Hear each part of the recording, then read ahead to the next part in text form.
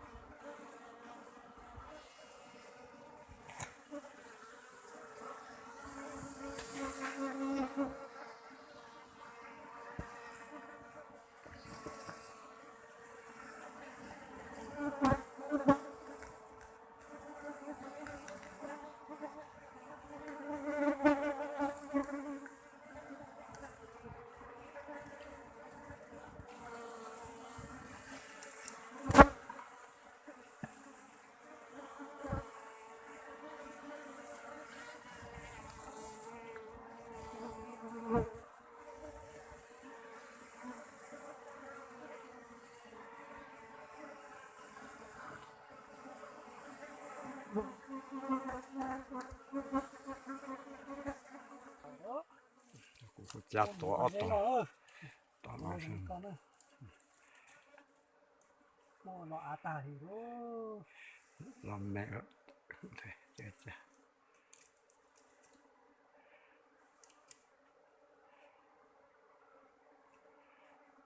có mỗi nhà cổ có chừng cho nó có thông sơ nó thì cho coi như một chỗ hộ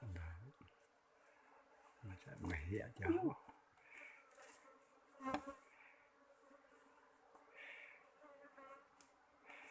bay vào xuống nữa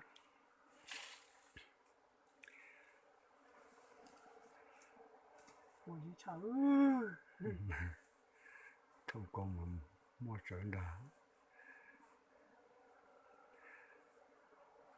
đấy, mình phải mở như thế này nhá.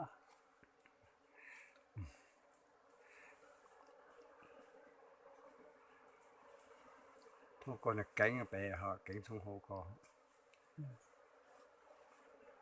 cánh xuống con có lại xuống con rồi nhái và cái gì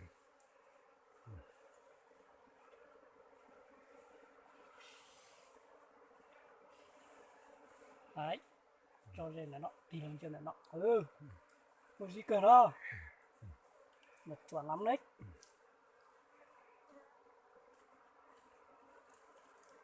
Xin các bác các bà xem thì xem video đây nhá, xem thì nhấn like nữa nhá.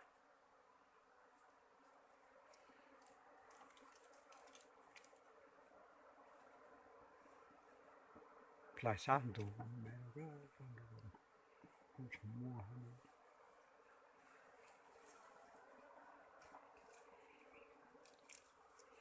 Này con nó cái nhỏ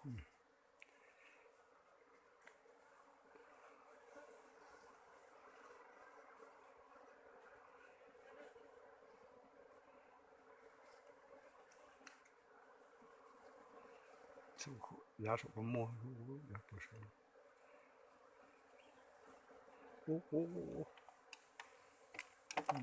gạo thôi tao gạo này là ôi ông gạo ấy gạo rồi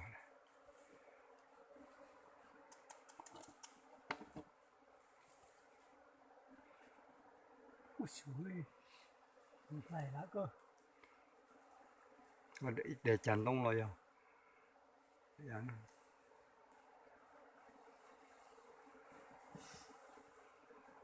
mặt đấy.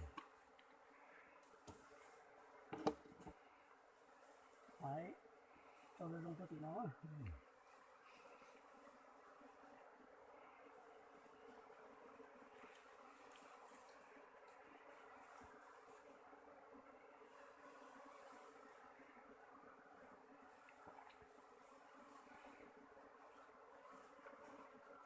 Ôi trời, đây này.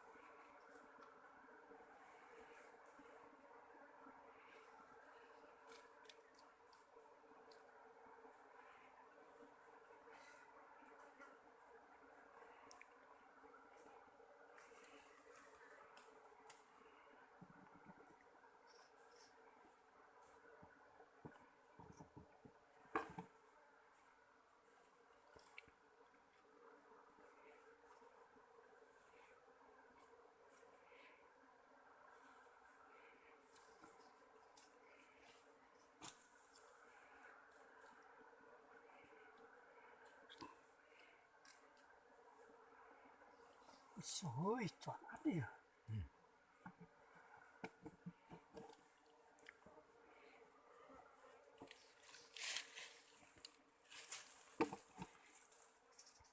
Đó là hàn